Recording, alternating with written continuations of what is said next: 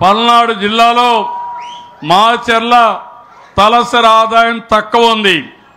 తలసరి ఆదాయం తక్కువ ఉందంటే పేదరికం ఎక్కువగా ఉందని అర్థం. అందుకే నేను ఆలోచిస్తున్నాను, దీని మీద ప్రత్యేక శ్రద్ధ పెడతాను. కలెక్టర్ గారికి కూడా ఆదేశాలు ఇస్తున్నా, మీరు కూడా వర్కౌట్ చేయండి. ప్రత్యేకమైన నిధులు ఇస్తాం, శ్రద్ధ పెడతాం. అన్ని ప్రాంతాలతో సమానంగా మాచర్ల పల్నాడుని అభివృద్ధి చేసే బాధ్యత ఈ ప్రభుత్వం తీసుకుంటాం. మీరు కూడా గుర్తుపెట్టుకోవాల్సింది, ఇక్కడ 2 కార్యక్రమాలు, జేజేఎం జల్ జీవన్ మిషన్, దీని ద్వారా మొత్తం మాచర్ల గురజాల ప్రతి ఇంటికి నీళ్లు ఇచ్చే బాధ్యత 3 ఏళ్లలో పూర్తి చేసే బాధ్యత నాదని మరొకసారి హామీ ఇస్తున్నా. 2 మాచర్ల టౌన్కి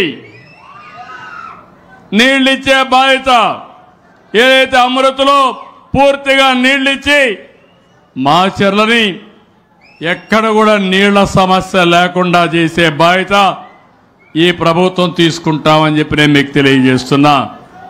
ఇది కాకుండా 3వది పల్నాడు జీవనాడి వరికపుడి సెల. 60 సంవత్సరాల స్వప్నం, చిరకాల కోరిక, 6 డికేడ్స్ కోరిక కాబట్టి దాన్ని సఫలీకృతం చేసే బాధ్యత, సాధించే బాధ్యత నాదని మరొక్కసారి మీ అందరికీ హామీ ఇస్తున్నా.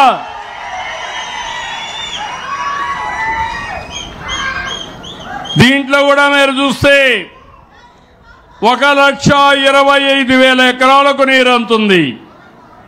1,00,000 మందికి త్రాగునీరిచ్చే అవకాశం ఉంటుంది.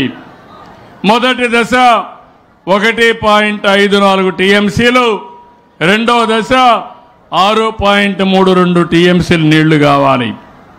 ఈ 2 కూడా చేసే బాధ్యత ఈ ప్రభుత్వం తీసుకుంటాం. అదే మరిగా ఇప్పుడే లావు చెప్పినట్టు నా చిరకాల వాంఛ, ఈ రాష్ట్రంలో మెజారిటీ ఇరిగేషన్ ప్రాజెక్టులన్నీ ఎన్టీ రామారావు గారి కల అయితే, ఆ తర్వాత ఆ ప్రాజెక్టులు ప్రారంభించింది, పూర్తి చేసింది సమైక్య ఆంధ్రప్రదేశ్లో కానీ నవ్య ఆంధ్రప్రదేశ్లో కానీ భగవంతుడు నాకు ఆ అదృష్టాన్ని ఇచ్చాడు, అలాంటి అవకాశాన్ని ఇచ్చాడు. ఈరోజు మీరు చూడండి, పోలవరం రాష్ట్రానికే ఒక వరం. నేను చాలా కష్టపడి 76% పూర్తి చేశాను. ఆ 5 ఏళ్ళు ఒక వ్యక్తి వచ్చాడు, వ్యక్తి పేరు నేను చెప్పను.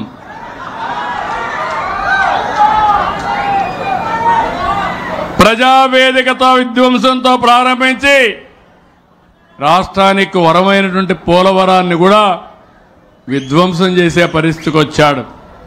డయాఫామ్ వాళ్ళు కొట్టుకోబోయే పరిస్థితి వచ్చింది. నేనుంటే 2020కి నీళ్లు ఇచ్చేవాళ్ళం. ఇప్పుడు మళ్ళీ నేను వచ్చిన తర్వాత 400 కోట్లు పెట్టి గోదావరి పాలైపోతే ఇప్పుడు 1000 కోట్లు పెట్టి మళ్ళా దాన్ని పూర్తి చేసి 2027కి జాతికి అంకితం చేసే బాధ్యత ఈ ప్రభుత్వం తీసుకున్నాం. కేంద్రం కూడా పూర్తిగా సహకరించింది. అదైన తర్వాత ఆలోచిస్తున్నాను, ఏ రాష్ట్రానికి లేనటువంటి అవకాశం మనకు ఒకటి ఉంది. వంశధార శ్రీకాకుళం మధ్యలో చిన్న చిన్న నదులు వాగులన్నీ ఉంటాయి. గోదావరి జిల్లాలు, కృష్ణ ఇక్కడ పారుతూ మీ దగ్గర కూడా నాగార్జున సాగర్ ఉంది, కానీ మాచర్లకు మాత్రం నీళ్లు లేవు. పక్కనే నాగార్జున సాగర్. ఇక్కడి నుంచి రాయలసీమకు పోతే పెన్నా నది ఎండిపోయే పరిస్థితికి వచ్చింది. మళ్ళీ అన్ని నదుల్ని జీవనదులుగా చేసే బాధ్యత మన రాష్ట్రంలో ప్రతి ఒక్క ఎకరాకు నీళ్లు ఇచ్చే బాధ్యత, అన్ని నదుల్ని అనుసంధానం చేసే బాధ్యత ఈ ప్రభుత్వం తీసుకుంటాం. ఇప్పటికే గోదావరి కృష్ణా కలిపాం. తొందరలో గోదావరి వంశధార కలుపుతాం. అక్కడి నుంచి నేరుగా కృష్ణా నుంచి మళ్ళీ నీళ్లు తీసుకొచ్చి కృష్ణదేవరాయలు గారు చెప్పినట్టు నాగార్జున సాగర్ కుడి కాలువ కూడా నీళ్లు పడేస్తాం. ఇప్పటి వరకు కృష్ణా డెల్టాకే ఇచ్చాం. కుడి కాలువకు నీళ్లు ఇస్తే ఇంకా చివరి భూములకు కూడా సమస్య లేదు.